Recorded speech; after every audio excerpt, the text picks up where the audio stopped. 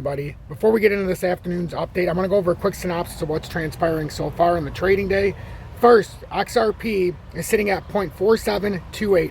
We're going to go take a deeper look into the chart so that we can form a perception, not based on our own emotion, what's going to happen with XRP. We've got two decisive moves that can happen here, so we're going to take a look because we're at a very important level. We're also going to take a look at what Johnny Deaton said about what Judge Annalisa Torres was alluding to with what Jay Clayton said.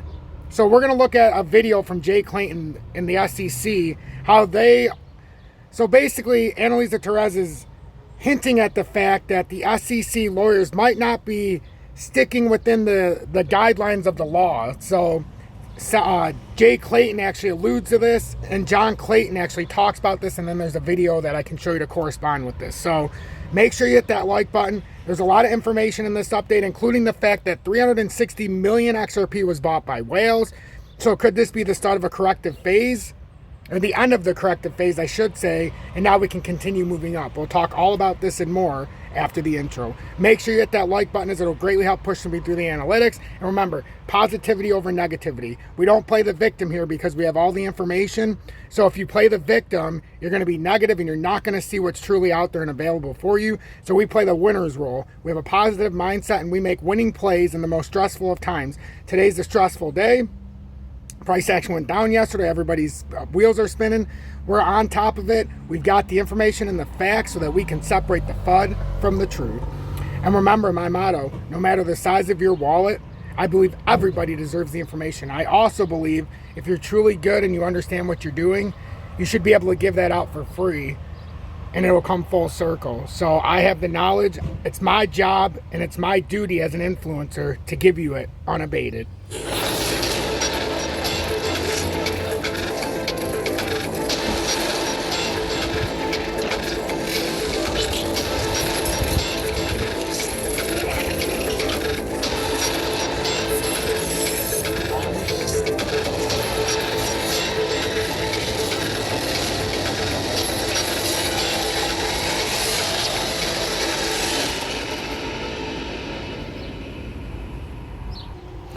Good mid-afternoon, or early afternoon, 1:49 p.m. Eastern Standard Time on this Thursday, June 29th, 2023.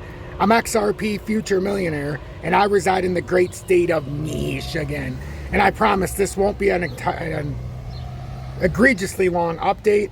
If you want to see more information on stuff that I haven't covered yet for XRP and some of the news that I've uncovered, I like to put pieces together during the live. I'll be live at 3:30 p.m. Eastern Standard Time, so about an hour and 40 minutes from now. So I look forward to seeing everybody there so we can have a deeper discussion. So I would like to start with, first, just let's take a quick look at the XRP price action.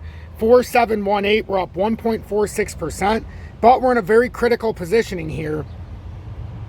So we'll go to the short-term chart right now.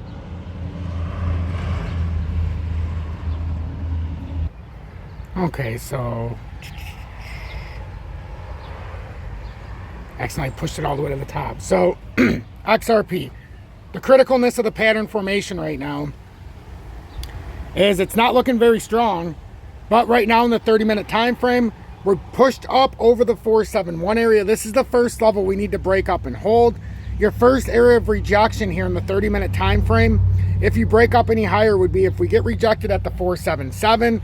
That's what we would have to turn around. But right now, if we don't have a volatile spike up, we're in a rising channel right now, and that's not entirely bullish. That's actually rising channels you can break down and have a bearish reversal. So we're going to see how this exactly plays out, but you've got a rising channel forming. I'm not going to put this up here because it's just going to crowd it up.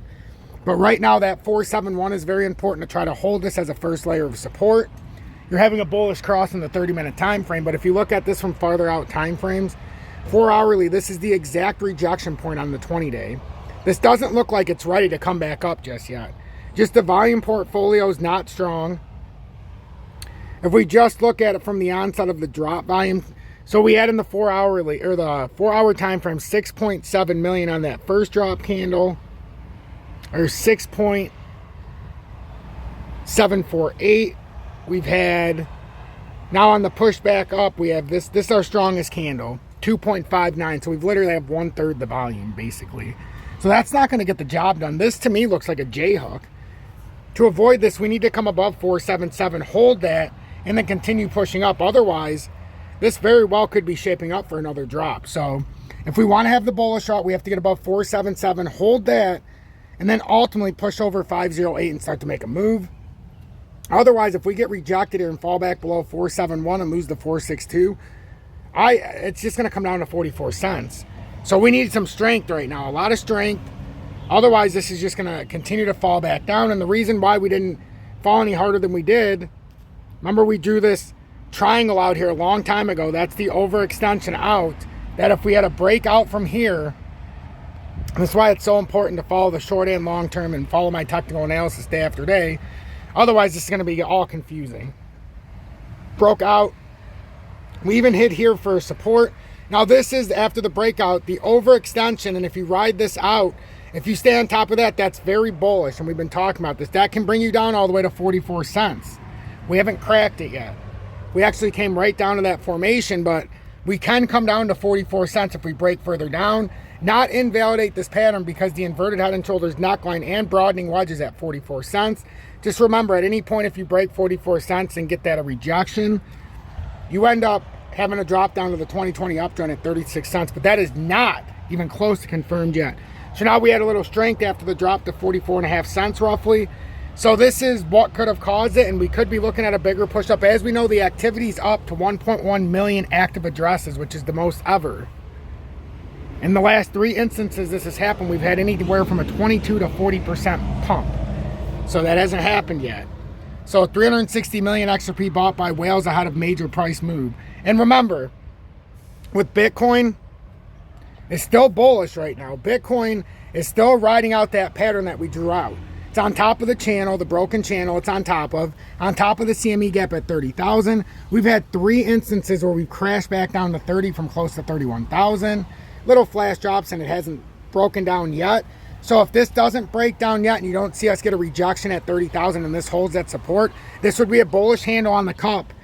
And this would bring us up to approximately first level 32,803, second level 33,938. And then ultimately, if you get on and hold that, the technical target's between 38 and 40,000. So just remember that with Bitcoin. This could play into a pump in crypto as long as Bitcoin doesn't give way. So now I want to read this real quick. 360 million XRP bought by whales ahead of major price move.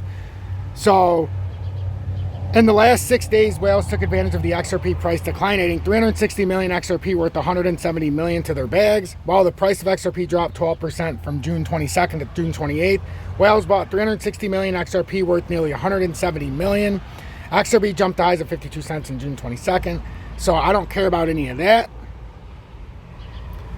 All I care about is giving you the information about the whales and then this part. Meanwhile, XRP traders anticipate the next major move for the 6th largest cryptocurrency. On-chain data suggests positivity for XRP ahead. However, general market conditions might come into play. On-chain analytics, so I don't care about their analytics. I just wanted you to see the whales, so that's what we're listening with the whales. And then the only other thing I wanted to show you today is this.